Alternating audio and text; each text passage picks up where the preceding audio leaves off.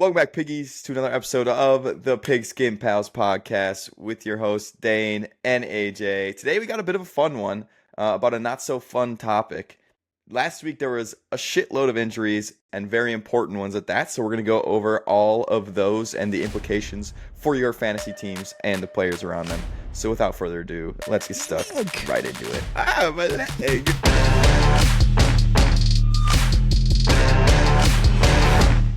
Beep, beep, beep, beep, beep, beep, I have beep, to, beep, beep, beep, beep. I have to pause this. I've been sent a fucking trade offer, bro, in Pigskin Pals. Put the trade alert offer. graphic up. Trade alert, trade alert.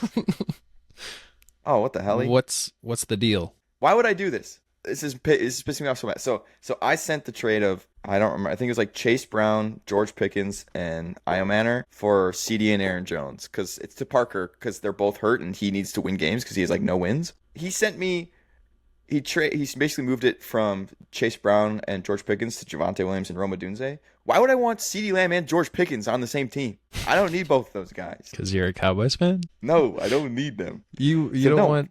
I'm not going to do that. Well, because you're taking one Cowboy away, you have to You're going to replace lose it. again, and your team... Rome Odunze's at a bye. He's going to lose, and his season's over. What is he doing? I don't know, man. Anyway, whatever. I guess I'll be countering back to my original offer after this episode. But moving on to the injury report. First one is a big and then a sad one for any owners here of Malik Nabers. Yeah, it was a difficult season. It felt like just going into, like, before the injury. I'm going to pull up some of the numbers. But so he was he had 33 points, 2, then 3. Obviously, he was injured. So besides week 2 against Dallas, he didn't give you that much. And No. now, obviously, he's done for the season. You're going to have to find replacements. Yeah. I don't personally believe that Darius Slayton and Wan'Dale Robinson are going to be those guys to replace it. If anyone benefits from it, it's going to be Cam Scatterbo, but also I just feel like I want to stay away from the Giants offense this year and not really have any pieces of anyone. Yeah, I would agree that, I think if either of those guys, I think Wan'Dale will be like an even better flex play than he has been. But he's not going to be like a stud that I want in my lineup every week. And I agree that I think if anyone gets a bump, it will be Cam Scatterbo. But we'll see what that really looks like if they don't have to worry about the pass, and maybe Cam just gets shut down. I would be trading Cam. If I had Cam, I would trade him. He's getting some more hype recently. Had a start. They finally won their first game. I think the Giants' perceived value is an all-time high right now, so I would be getting rid of Cam Scatterbo or Dart or any Giant player that I had if I'm able to get anything for them. In redraft, right? Like, this might be a time if, like, Dynasty Manager is getting skittish on, like, Scatterbo or something like that, where maybe you could buy him a little bit lower. But I think in redraft, getting rid of Cam could be a good call. But let's move on. This is Trey Benson, yeah? Yep. That was my guy. He was my RB2. I felt so good about drafting Trey Benson, and I was super needy. The injury to James Conner really boosted my morale. I'm like, finally, I have a running back too. He didn't look too hot. Yep. Obviously, DeMarcado stole his touchdown when he was hurt in that game, which this news came by such a surprise because it was so late. So I was not expecting this at all. So he's going to be out for some time. Personally, my initial take is I'm not going to be starting any of the Cardinals running backs. No.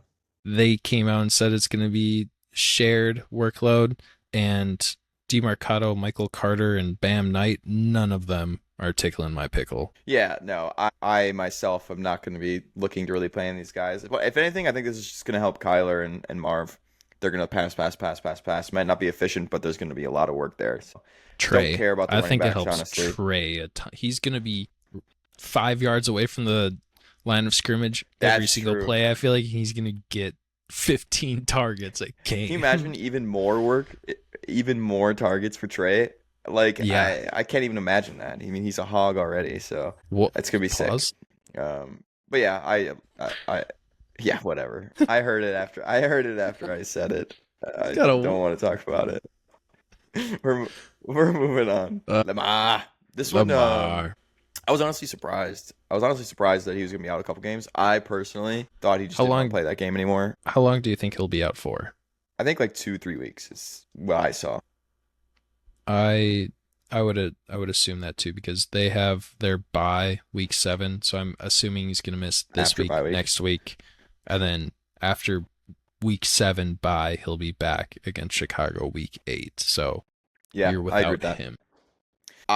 If I'm being honest with you, think this is a bump for Zay Flowers and pass catchers on the Ravens. I don't know why. I think it's gonna be less scrambling. I think it's gonna be less like, you know, things of that nature. I think it's gonna be a little bit more pocket passing, that type of deal. I think it could be good for Zay's consistency. Maybe he's not gonna be like blowing up, but he'll have more consistent targets as opposed to I when mean, the game Zay's scripts there. too, they'll probably be winning in less scenarios. They play Yep. Houston and Yep. then the Rams.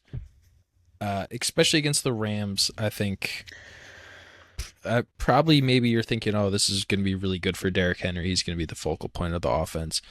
But in my opinion, Henry's really only super valuable when they are in those winning game scripts and he can really Yep. show out. I don't think that's going to happen. Maybe, if anything, it will be week 5 against Houston. They could come out and surprise us. But the Baltimore defense is injury riddled also, where I think Houston's going to be winning this game too. So I think it's going to be a rough couple of weeks for Derrick Henry.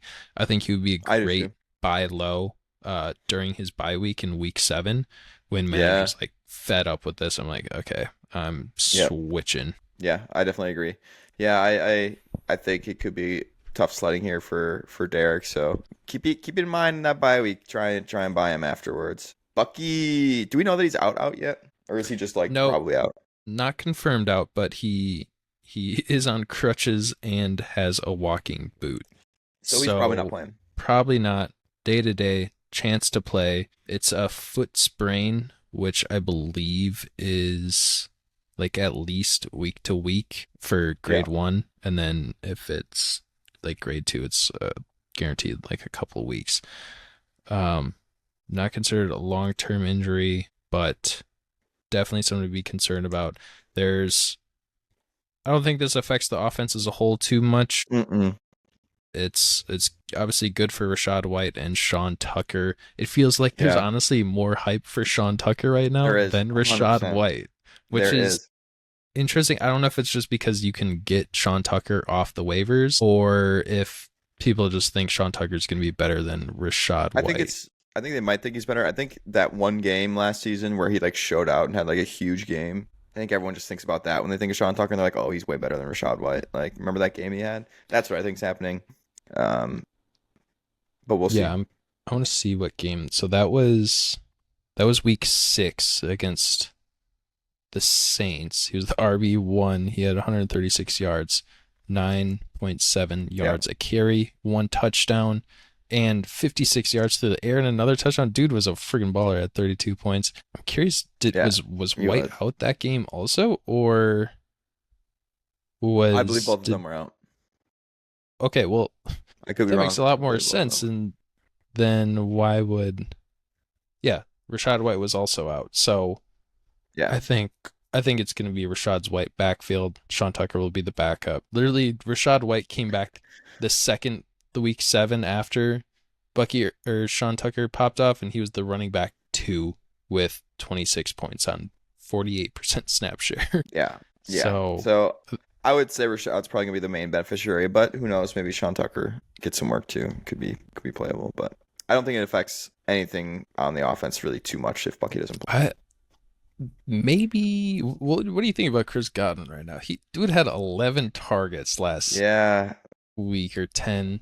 I don't know what to think about this Bucks passing attack. I've been like on the fence about trying to sell Ibuka for so long, but now I'm like, it's been like, and every week I think, okay, this is the week where he's not gonna do well. He's not gonna do well this week. He just does. So I feel like even though his volume's low, you have to think he's like gonna score like he's been scoring. So I think they're honestly both pretty playable. I think Godwin's like target hog, shorter. What, You dude? know, You gotta stop using that word, you that's pervert. I'm gonna keep using it. Whereas Igbuka has more like valuable touches. Yeah, So they target hogs for sure over there. and we're moving on. Tyreek Tyreek. Hill. This is a tough one. Did you see the video? I saw it live. I was like on my phone because I was watching and then I looked up and I just saw his leg. Like I'm like the wrong way. I'm like, oh, whoa, what is that? That's not right. And I didn't see who it was. I just saw it like because they went to commercial or whatever. And I'm like, who was that? And I was like, Tyreek. You're watching this game over the Bengals game or over the Bengals Denver game? We had was that before? It was either before or we had in the double box. I had it on the double box at one point. So Yeah, that was nasty. It sounds like it wasn't as bad as it looked though. He already had a successful injury, no nerve damage, no that's good. anything like that.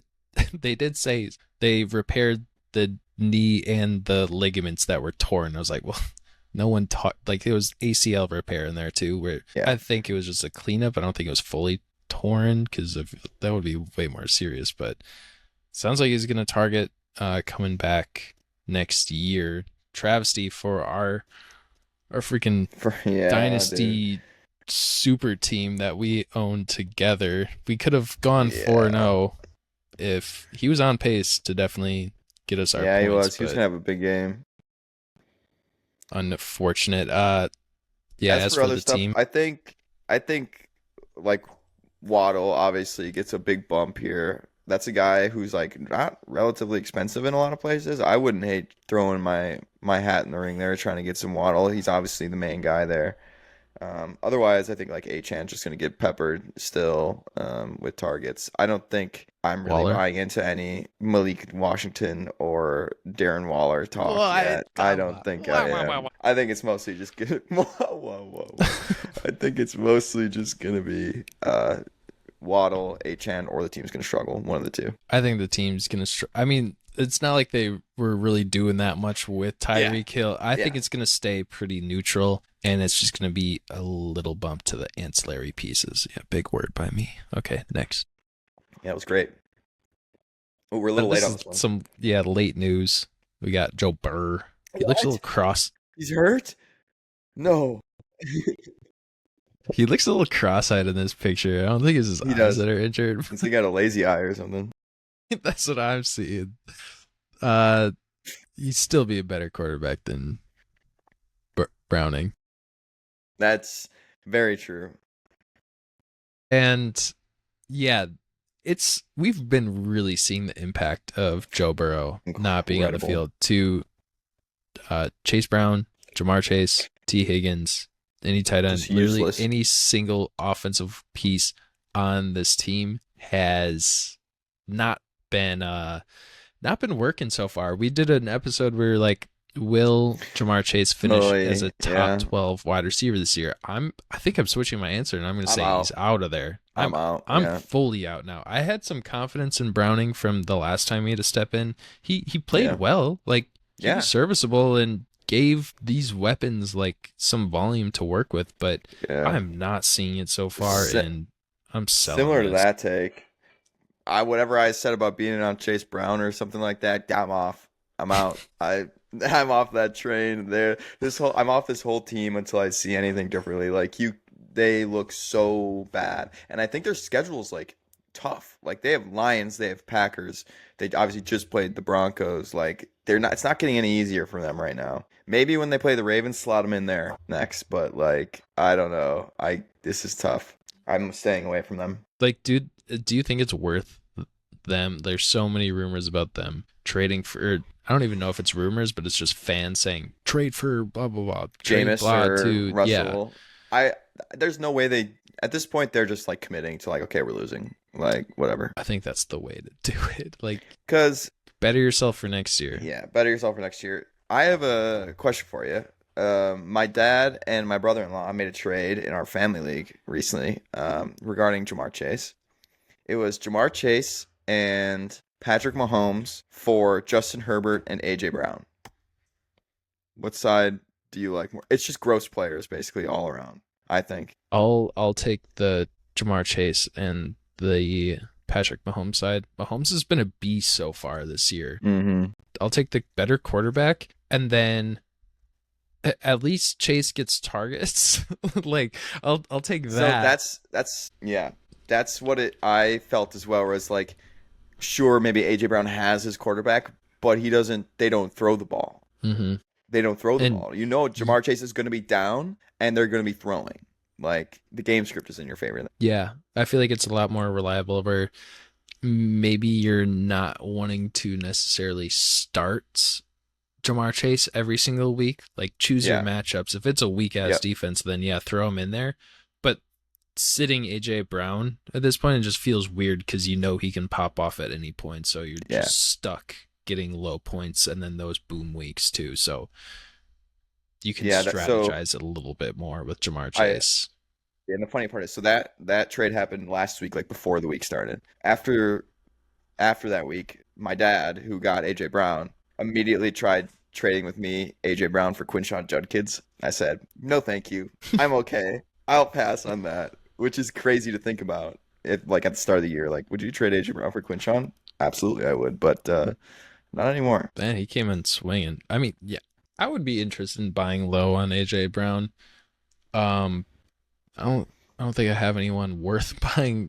Selling. It's a weird. It's a fine line with like when people say like, oh, buy low on AJ Brown or these people. It's like their name value just makes it so hard to trade because it's like people are going to want a little bit more than you want to give up. And then when you get to that point, then you're never going to be able to get him because you're not going to want to. You don't feel comfortable giving up two guys who score 10 points a week for a guy who's put up 3 weeks in a row. What would you do in this situation? Another second round bust so far of this year. Lad McConkey. Which side would you rather have? Lad or AJ Brown? God, that is so tough. Lad's getting like 7 targets a game, but like QJ is so obviously the guy. AJ Brown. I feel like I'd go AJ Brown because both guys right now aren't really doing anything for your lineup for the most part. Mm-hmm. I'd rather have a guy who I think can boom harder, which is AJ Brown, and is on a pause. AJ. What did I say? Boom harder? Oh, come on. I can't say anything, no matter what I say. I'm going out. I'm out of here. Let's go to this last. This is the last one, right? I think this might be the last one. Possibly. We'll find out. Braelon Allen. This is going to be fairly serious, right? It's a couple weeks, probably. I think it's an MCL sprain. I'm going to confirm. But I believe this is just really good for the running backs. Like for Breece and for Isaiah Davis, he's going to step right into this Braelon Allen role. But I think Breece is just going to get even more work. Yes, yeah, MCL sprain. So probably timeline of returning November 9th. A month. Yeah. So he'll be out for a minute. That's great for Breece. And Isaiah Davis becomes a semi-playable piece. Like Braelon Allen, I don't know if you watched that game at all. It felt like 50-50 almost. Damn near, like when it was Breece and Braelon. It was kind of annoying as if someone who has Breece Hall. I don't know if it stays that heavily skewed, though, like that close. Like, I feel like maybe Breece gets it to like a 70-30 with Isaiah Davis, but we shall see. I think Isaiah Davis, so I'm looking at the snap percentages. It was 31%, 19, 33, 10. We can throw that out. He got hurt. But, like, the amount of carries that he was getting was 6, 2, 6, where he's not really eating into a workload per se. He's just kind of on the field, maybe in like some more passing situations. So Breece is going to have those opportunities more for the pass block. Like, I mean, Breece doesn't get that many rushing attempts either. It just was like a 3-headed thing. So I think it's just going to be better for both of them. They're both going to get slightly more carries, and it'll be nice. Yeah, I agree. I think it will be really, really nice for Breece owners with a couple of good matchups, I believe, coming up. So get that guy in your lineup. He's going to pop off. That is it. We didn't have any injury reports left. That's all we got for you. Appreciate you watching. Let us know if you're buying low on any guys right now, because I'm trying to buy low on some guys. So hit me up with what trades worked out for you, and I'm going to rock them in my league. That's all I got to say. Dane, you got anything? No, I'll take Chase Brown, though. Okay, send me a trade offer. I need And an with RB2. Okay, do it. Send me something. I'll give you Chase Brown for something. Chris Olave. We'll chat about it off this. See you guys. Peace out. See ya.